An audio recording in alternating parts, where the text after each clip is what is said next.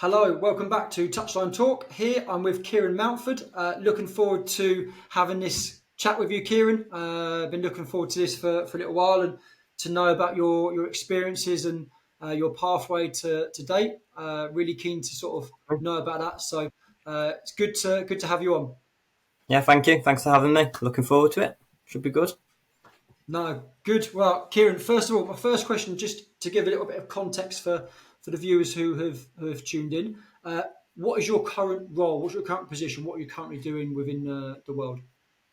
So mainly grassroots level. I'm a primary school PE teacher at Brighton Primary School. So I cover all the PPA hours and the PE and sports there. I'm chairman of Shifnal Girls Football Club. So I do quite a lot of work on the grass there in terms of running the Wildcat Centre, overseeing some of the coaching, and running an under 18 girls team.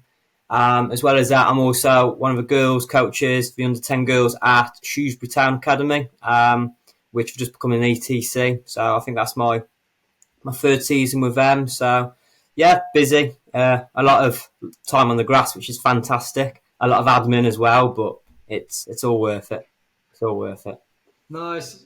It sounds good, Kieran. I mean, the thing that I really like, and when you speak to other coaches, people in the game, and that sort of underpinning and that sort of experience as you've currently got within a school setting Mm-hmm. must be quite a positive one. Yeah, We always talk about like differentiation, talk about the challenges you have with students, especially in primary school. The ages are really young, and yeah, for yeah. some people that would scare a lot of people to work with Mm. people of that age. I mean, I've done many years in primary schools as well, so I know the challenges you have there. But to couple that with your coaching must be quite a nice balance to have.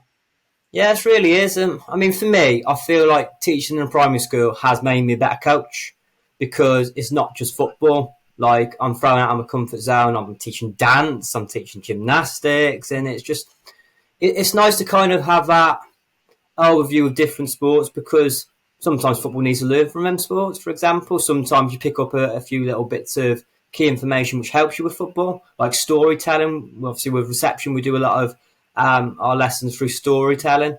So little things like getting a young child to kick a ball, like you'd make a story around it, and it's something that they remember forever. I mean, I wouldn't do that with my under 18s because they'd probably look at me a bit strange. But yeah, I really enjoy teaching in schools, and it's just sometimes a bit of freedom. Sometimes just to kind of enjoy it, and there's a lot of pressure in football. So when you're teaching a 4-year-old child how to throw and catch, it's just the enjoyment factor of it, and I feel like that's really helped me as a coach. Yeah, no, I think that's quite nice. Like, I probably agree with you in that sense where obviously it depends on the level that you're working with. Obviously, a school setting and a school level is a completely different level to working with some of the girls at Shrewsbury, for example, or some of the girls who are at club level, and they're trying to progress, they're trying to learn that the skill set is a lot higher. And that sort of differentiation, obviously, is such a key theme and key term within teaching. Probably, Absolutely. for you in your positions at the moment, obviously the level of differentiation that you have to constantly think about is probably quite a lot, I would imagine. So it's all the different hats you have to wear. So, for example, on a Friday, I'm working with 4-year-olds, and then I go and work with like under 18. So it's just like in a matter of 6-7 hours. So it keeps you on your toes, but it's nice to kind of see, well, 4-year-olds, that's the base. 18-year-olds, that's kind of the end of their childhood journey. So it's kind of nice to see that progression, and I get a lot out of teaching the children and seeing them grow.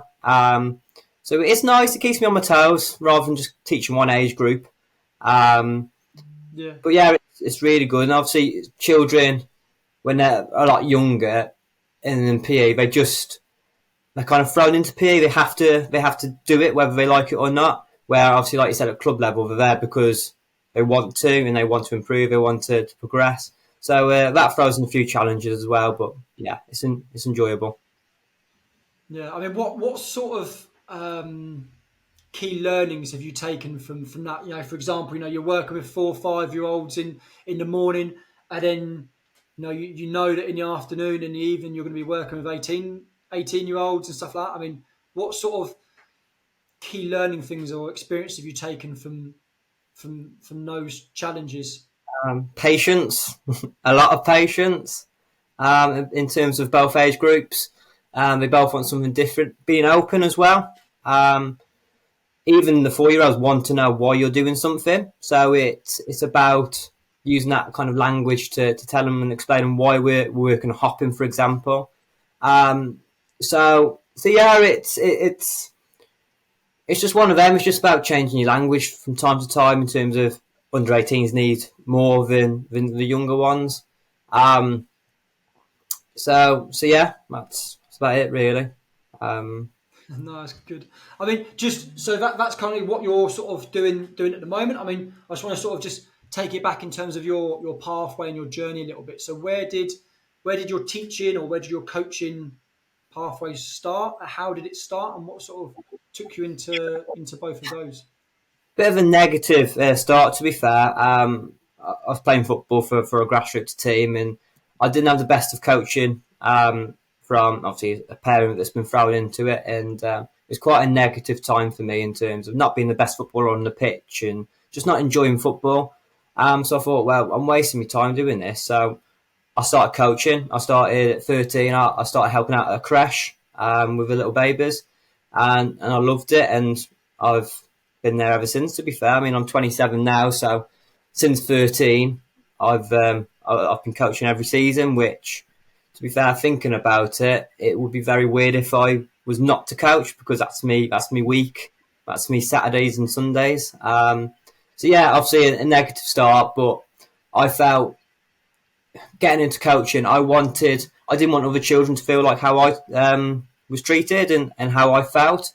So I thought, well, the best way for me to make an impact by going into coaching and making sure the children that I'm involved with don't feel the same way as I felt. So really powerful, to be fair, but I've still got the same philosophy since 13, so nothing's changed. Yeah, I mean that's quite powerful to hear and quite powerful to know. Like obviously, a lot of what we do in life and how we are is always shaped by our experiences. And Absolutely. although lots of people at those sort of ages and moments, I'm not too dissimilar from yourself in that sense. Where when I was in grassroots playing, I found it quite difficult as well. I didn't quite have the coaching stuff that really sort of supported me, and I think you then taking those difficult moments, those challenges, I guess, and to try and turn them into a positive is Mm-hmm. credit to you because you've Thanks. realised something that you didn't enjoy, you didn't like, and actually then for you to then go and have a positive impact on you know the next generation and those young people is a really nice and beautiful way to actually have a really positive impact on, although negative experiences for you, your Yeah, then ability to then go and turn those into positive experiences for you, but also for other people then is vital. And I think that's yeah. credit to yourself Thanks. for wanting to have that desire to go, look, I didn't enjoy this. This is what I want to do to change it. Yeah, absolutely. No, yeah, it's just one of them. It's just like sometimes you hear these horror stories about children in negative coaching environments. It's just like I don't want the children I coach to feel like that. So yeah, that's the basis of everything I do. To be fair, from teaching PE to coaching. So yeah, No, it's good. It's good. It's good to also to know you're still there as well. Like to be there. I think I've got here. Is it 2009? Have I got right here in front yeah, of me? yeah, sounds about right. Yeah, Yeah, so it's a long time, to give that back to the community and give that back to the little ones there that is a really long time in the same place, and to really give that back. And there certainly wouldn't be many people, especially nowadays, to stay with the same club, same group yeah, for yeah, yeah. such a long time. So yeah, fair play to you. So then sort of progressing from there, what other sort of areas did you get involved in? So quite a lot of the early part of my journey, I suppose, has been grassroots, a lot of voluntary stuff. I still do a lot of voluntary stuff. Um, I've toyed at doing a little bit of work with babies, so like 2, 3, 4 year olds, which was quite entertaining. Unfortunately, we couldn't continue that, so we stopped doing that. And then from there, I had about 3, 4 years ago. It was kind of my first kind of introduction into more of a professional setting in terms of Shrewsbury Town and the girls' academy, which has been eye opening. When I got into coaching, my dream was always to get my B license and coach in academy. So it was a bit of a difference going from very grassroots heavy kind of challenges to academy. So that was eye opening, but I really enjoy that. And it's a good challenge, keeps me on my toes, and again, just different needs the girls need. So that's where I'm at the moment. A lot of grassroots stuff, but also kind of dipping my foot in the academy world. Yeah, so that sort of position. Am I right in thinking? So you also do obviously stuff as a PE teacher. So how did that come about? What took you down that sort of teaching route? Obviously, alongside your coaching experiences. Yeah, when I was at college, obviously looking for a little part-time job, and I joined a coaching company where they went in and out of school to do after-school clubs and stuff like that.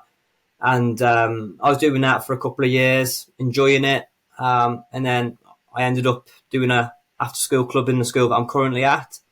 Had a conversation with the head teacher and deputy, and they said, "Look, we want to take you on to teach a PE here." So I left the company, and I got employed by the school. So that was kind of my way in through coaching companies. I also did a little bit of voluntary in high school, kind of doing drama leading and stuff like that, tennis leadership, going into schools, and that kind of gave me the bug to want to teach in schools. But yeah, it's just a lot of voluntary stuff, doing lunchtime stuffs, working in nurseries, and just saying, "Look, I've got some spare time. Can I come in and do a bit of PE with your nursery children?"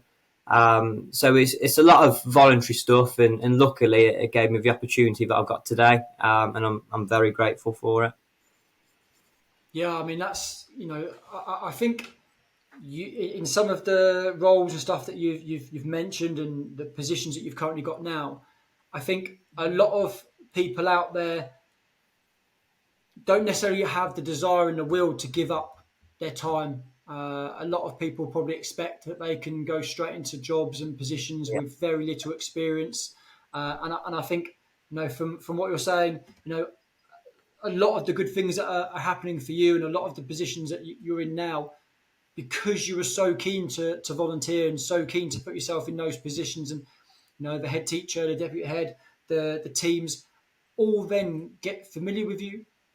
You build up those relationships with those schools, those people, and ultimately, you start working in a way that is the way that the school want, the methodology that the school want to use, and I think that's massive credit to yourself. And I think for a lot of young coaches, and I'm sure you'll probably agree with me on this one, is that those stages when you're young and you're trying to find your feet in coaching, being a volunteer, yeah, there's just nothing better. You have the yeah, flexibility and freedom probably to go and absolutely. explore different clubs, different Yeah, people. You're not tied to anywhere. yeah, Obviously, everyone wants to receive salary and get paid for mm, coaching and what they do. It's not always possible, and sometimes it's yeah, very very difficult to get into that. And I think you've in your career to date, really shining light on the power of being a volunteer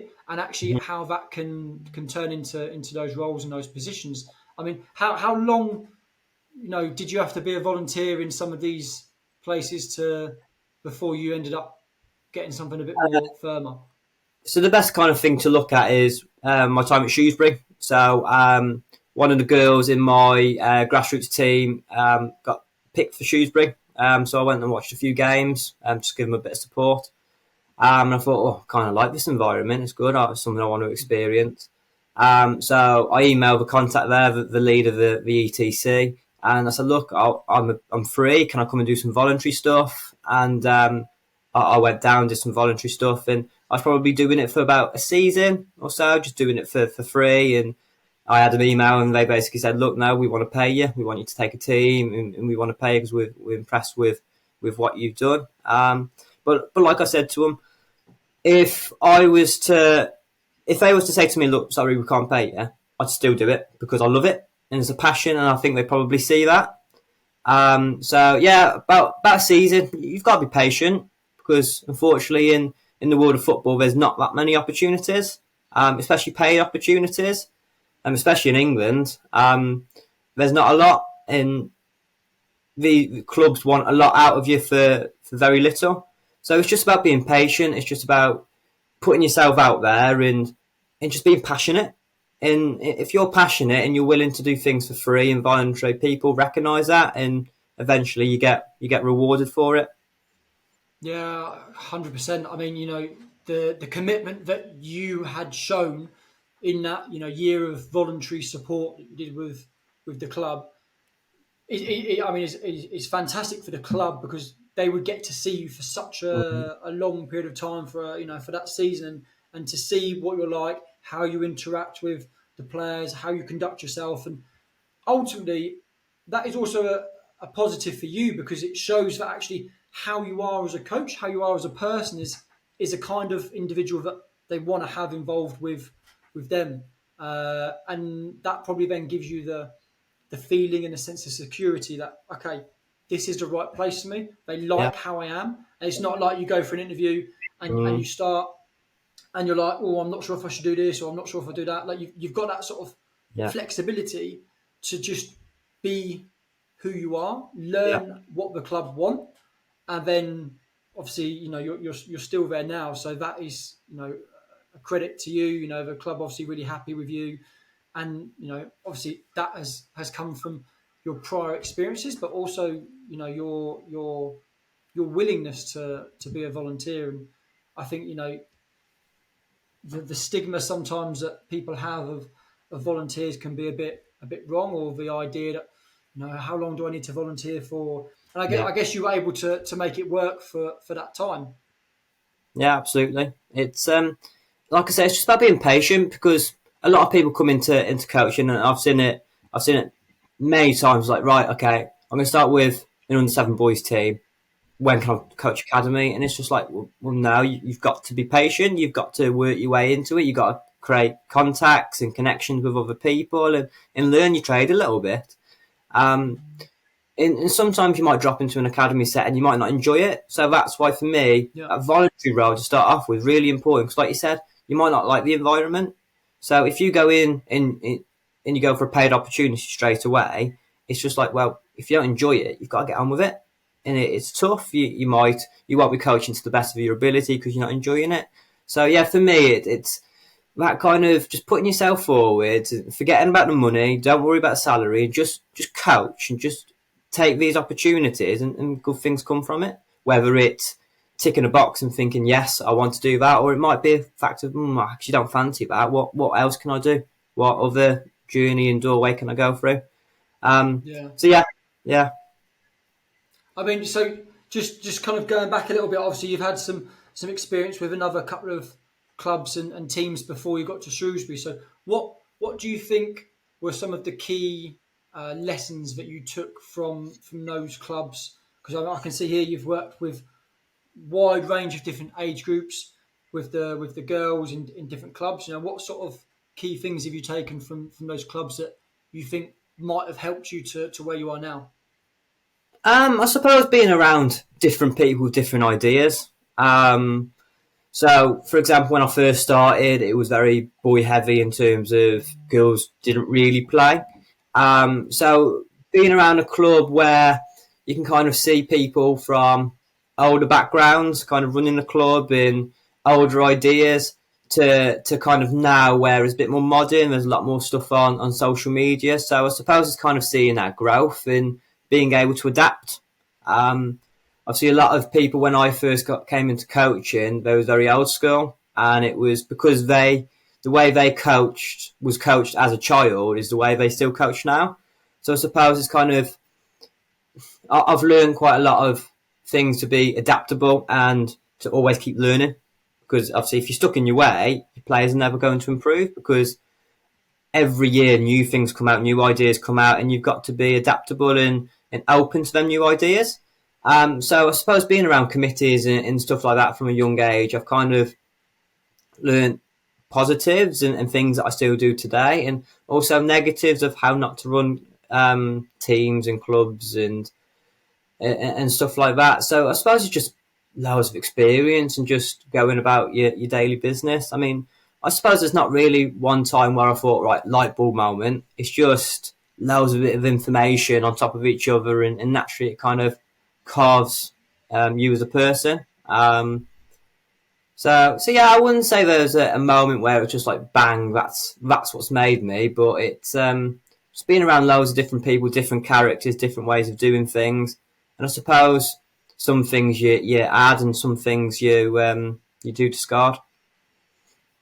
Yeah, no, for sure. And you talk about that sort of adaptability and differentiation, a little bit like we spoke about at the start. And you know, looking through your experience and stuff like that, you've worked with lots of different ages, different probably points of their journey, and you having those skills and experiences, and taking little bits, as you say, from different people you've worked with, different clubs, and sometimes even sometimes say the players can also give you a lot of feedback in terms of how those sessions are. Yeah, Similar to what you were saying before in terms of why you got into coaching, like our experiences as players, the experiences you have with your players as a coach will really show you, okay, whether or not those players have enjoyed the session, what they're taking out of those sessions. But I guess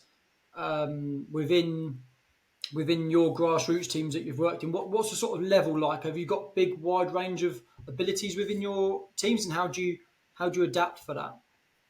um, I suppose as a grassroots team, I mean, like some of the teams in our club are the highest of standards. Our under 12s got through to nationals, so they're playing the best teams in the whole of England, which is really good. And then obviously going down to our under sixes, some of them are really natural. They've been playing for a couple of years at four through our Wildcats. Some are still very new. So I suppose it's just about giving children the challenges they need. Some need to be pushed a little bit more. They need more challenges. Some need to go back to basics, even at under 18s level. Sometimes you might need to make an area slightly bigger to give them a bit more success, to give them a bit of confidence. Um, so it's just about, like, I suppose the key theme of what I'm trying to say is about being adaptable. It's about understanding your players and giving them the challenges they need. And I suppose just getting to know the girls or other boys or the adults, what they need, and kind of taking a step back sometimes, observing and thinking, right, okay, they're not professional footballers. They're not going to be able to play the way Man City plays, or they're not going to be able to press the way Liverpool plays, and just kind of seeing what their needs are and going from there. Yeah. So I just wanted to ask you actually. So in terms of sort of your, the progress of the girls' game and the women's game, because that's definitely been something that over the Yeah, huge. past decade, years has really been improving. Like, what have you noticed over the past 5, 10 years in terms of grassroots for the girls' game? What would you say has been noticeable that you've seen from the girls?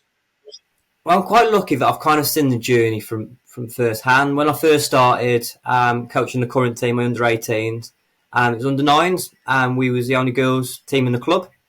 We've got 13 teams now. So straight away, it's just like mad. And in terms of the leagues, they was double age groups. So it's 8s, 10s, 12s, 14s, 16s. The single age groups Yeah. now. So 7s, 8s, 9s, 10s. And it's just, I suppose, girls' football is more of a household name. You've got boys now which know who girls' footballers are. They know the Lauren Jameses. And one thing powerful for me going back to school is I asked the children a question. I was like, who's your favourite footballer?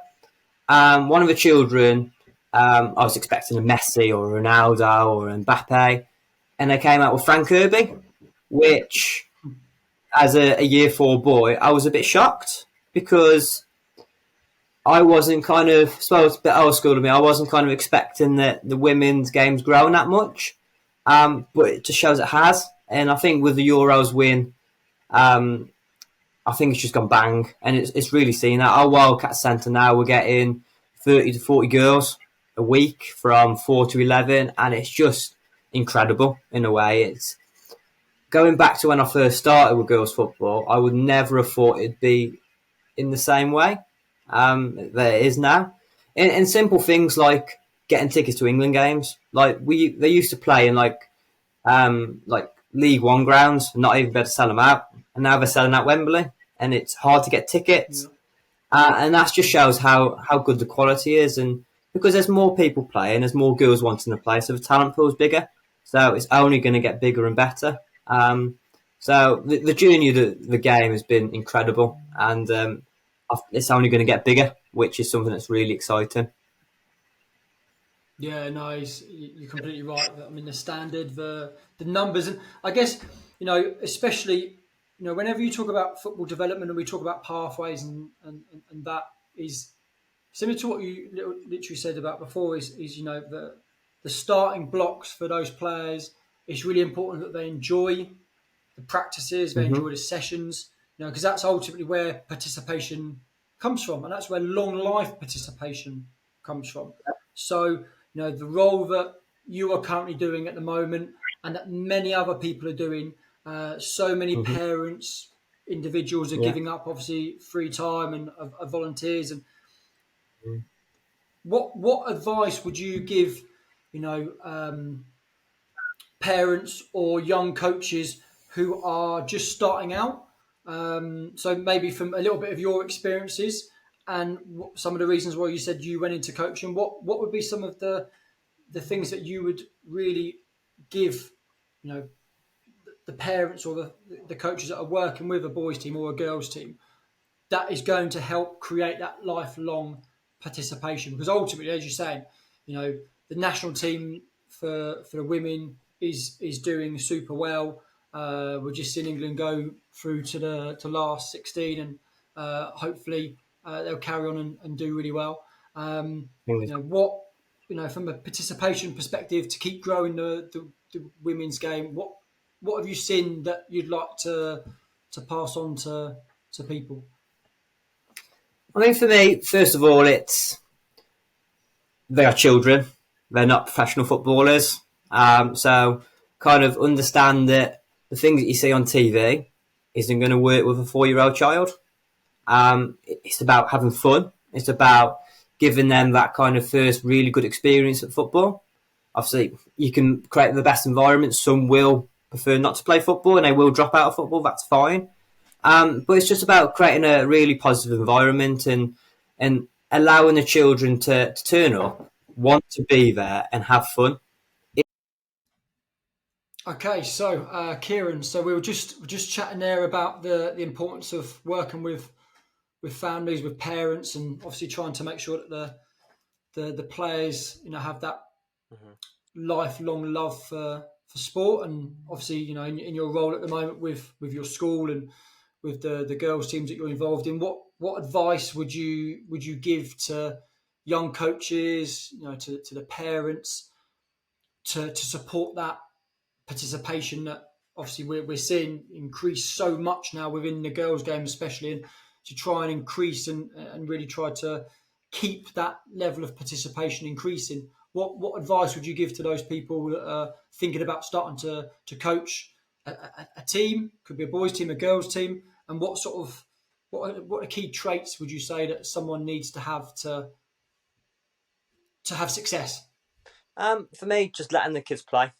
Um, Especially the early stage, it doesn't need to be anything too intense. You don't need to be working on passing and receiving. Just let the kids play. Just allow them to enjoy the game. Allow them to love the game. Because if you start really intense to start off with, for me, you kind of lose that love, and they think, well, I'm getting told what to do all day at school. Why do I want to come in and do a drill and be sergeant major as a coach?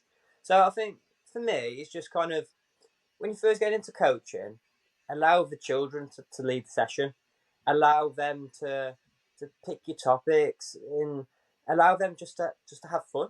I think that's the main thing. I mean, for me, 11-a-side game is made up of loads of 1v1s, 2v1s, 2v2s. So do them formats. give them a ball and say, right, okay, you've got the ball. Can you try and stay on it for as long as possible? And your friend's got to try and pinch it off you. Straight away, that resembles a game, but to them, it's fun, isn't it? It's a bit like cat and mouse, and Yeah. it's not complicated. Football's very simple. So I think the biggest advice for me is just let the kids play and don't overcomplicate it. Keep it simple, because that way Yeah. they're going to have fun. We're going to have fun because there's less pressure on us. And if they're smiling and kicking the ball about, that's half the battle. Yeah, I agree with you. I mean, especially from an early age, something that I've always been really passionate about, whether that be teaching, that might be football, basketball, rugby, whatever it is. I think that the key to enjoyment, especially at young ages, even the way all the way through Yeah. to professional, Yeah. is the contact time that those individuals have with a ball. Mm-hmm. And as you say there, the more 1v1s you do, 2v1s, 2v2s, 3v3s, 3v2s, etc., the contact time, the amount of touches that those individuals are going to get, the involvement they're going to have, all of that is just so much higher. Yeah. And as you say, and as we know, and as you just said there, in terms of keeping it simple, it's a case of we don't sometimes need to overcomplicate it too much. You look at the benefits that those individuals are going to have, and of course, one of the and sometimes this can be used in a good way or not a good way, but when you use it as a tool and go, right, how many times did you touch the ball in that session? And the players are able to come away and say 5 times or 6 times. That's when okay, they're going to come away from that session feeling really frustrated, Yeah. not involved in what you're doing, and like you say, that's some of the things and some of the ways that probably reduce a lot of enjoyment for players. And you would know it for sure, being in primary school, working with those young age groups, and the least amount of students or players to a ball, especially in those early years, is massive. Not only for their enjoyment of the game, but also when we start to talk about those hidden areas that we can improve. Technically, those players are going to increase and improve much more rapidly Yeah. when their time on the ball is greater. And I guess working with little ones in primary school and working with under 10s and all the way through, I guess you see that. Yeah, I mean, like for me, it's about repetitions. If they're stood in a massive line and they get to catch a ball twice, for example, or shoot at goal twice, that might be 2 unsuccessful attempts. So 1, they're not going to have success, not going to enjoy it. And 2, the body's not going to work. It's not going to learn their movements and the biomechanics. So it's about giving them loads of repetitions in terms of 1v1s and 2v2s. There's loads of repetitions. They're constantly getting success. They're constantly not getting success. So they're then kind of thinking, right, naturally, how am I going to get more success? And in giving them that kind of time to learn for themselves. I mean, like for us as a club, every team has 1 ball per player because we want them to arrive and have a ball to themselves. Yeah. To try and maximise that contact time on the ball, and give them repetitions. For example, if you do one of them stereotypical practices where you stood in a massive line, you pass the coach, you pass your back and shoot, you have 2 touches. The coach is getting more touches than the actual child, and to me that's wrong, especially at the younger age groups. The simple thing of giving them a tennis ball and throwing up and catching to themselves, it's not that realistic, but the mechanics of getting their hands ready, their hand-eye coordination is going to get there, and that comes down from repetition, that comes down from not sharing a ball. In younger age groups, you ask a child to share, they don't want to share, do they? They want their own thing. So I suppose it's about allowing them to do that and allowing them loads of repetitions of the skill that you want them to improve at. Yeah, no, for sure. And I think, as you say, for new coaches out there, for coaches who maybe are parents or just starting out, those simple things, as you're saying, are key. Lots of 1v1 games, lots of 2v2, 3v3, and lots of mini games. Yeah. And then, other things you can do, and this is something that I've been speaking about this week with a couple of different people, is the youth award and the youth modules Absolutely. that are currently out. And Yeah. those courses are literally the best. Yeah. And for anyone, even if you're not looking to be a professional coach in the future, if you're a parent and Mm. you can somehow afford to do, Yeah. even the first one, Yeah. the amount of information you're going to get from those courses and the benefits Mm. that you would give those players, and also for yourself, like, Yeah, absolutely. those courses are really good from a critical perspective and a learning perspective for you to go, okay, actually, I never thought about it this way. And then it just helps create that sort of growth mindset that, whenever you talk about education, whether that be in a primary school, a secondary school, college, university, in football, rugby, whatever it is, the growth mindset aspect for anybody involved, whether that be a player or a Yeah. coach, is absolutely crucial to getting the best out of everybody and having that reflective approach to go, okay, we did this today. Did it work? Okay. It didn't, or it did, and it did or didn't because of Mm. this or that. Okay, maybe I might just need to adapt these. And these are some of the things that the youth modules, youth Yeah. awards were and are absolutely Yeah. fantastic about. Fantastic for really breaking down the game, understanding how to change the environment, how to challenge players. We haven't even spoken about, as you said there, the players sometimes are the best people to speak to. Mm. And sometimes in a session, even in a game, you can challenge those players just by simple question and answer little tasks. It's like, okay, you can do a game and you can ask the players to play in a certain way or try to play in a certain way just with basic Mm. conditions and constraints within that. And it's a simple practice. You don't even need to do too much. It's just with the information you put on, the constraints that you put on, and there's your session without needing to do too much. The players and the individuals know what a game is, so coach them. If you don't know, coach them within a Yeah. game and give them challenges and tasks to try to complete. And as you say, and as we know, football's not really lots of people like to say football's not a complex game. It's a very simple game, Yeah. and for large parts of it it's about, as you say, the repetition of doing things well, and obviously that comes from a technical point of view, tactical point of view, and ultimately that comes from when they're younger, having that repetition and having the opportunity to Yeah. practice, and to know that you've got your teams, they can all turn up to a session with a ball Yeah. each. Some clubs, obviously, it's very difficult to do that. Obviously, maybe Yeah. financially and Yeah. stuff like that, which is always a constraint. But I guess that is, where possible, the absolute Yeah.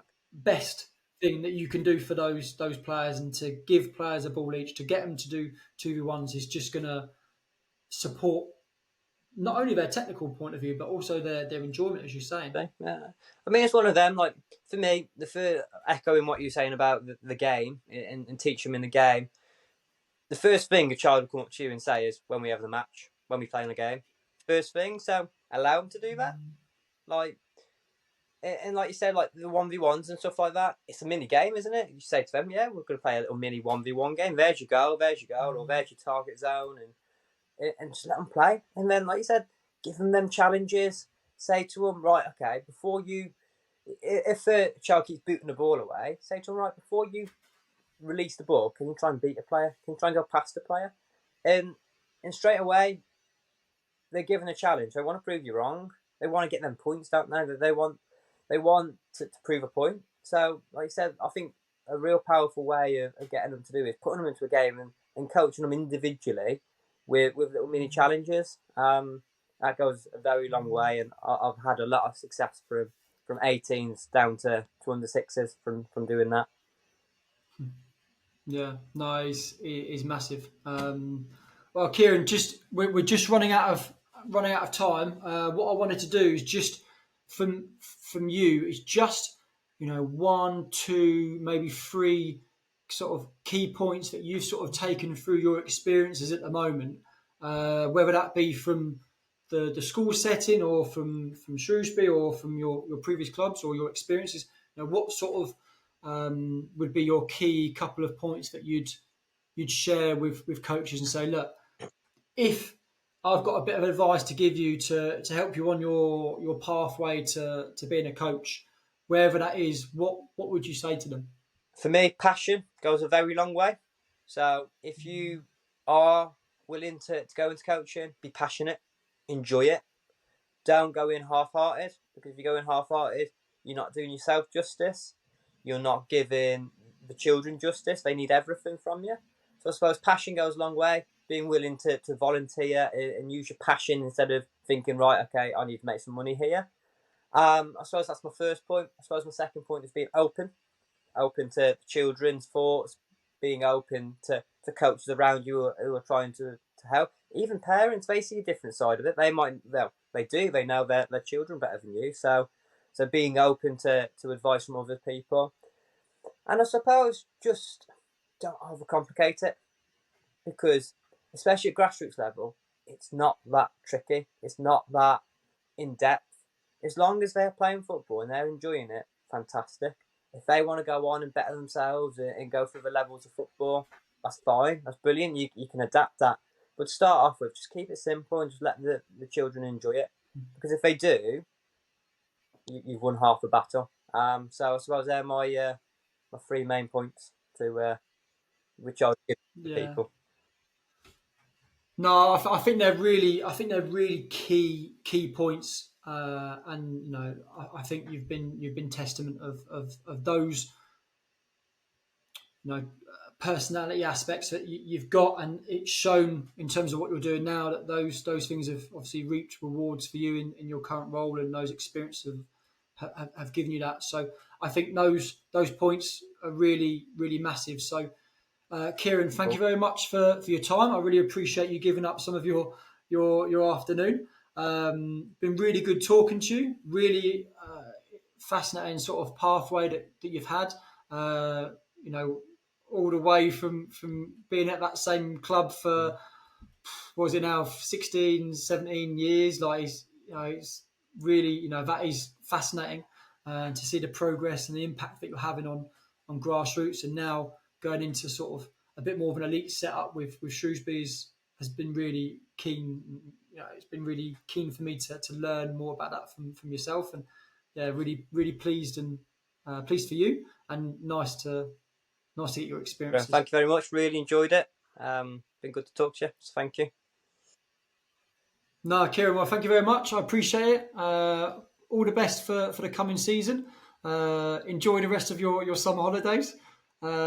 And yeah, look forward to catching up All with right, you thanks, soon. Simon. See you later. Cheers, Kieran. Thank you. Bye bye.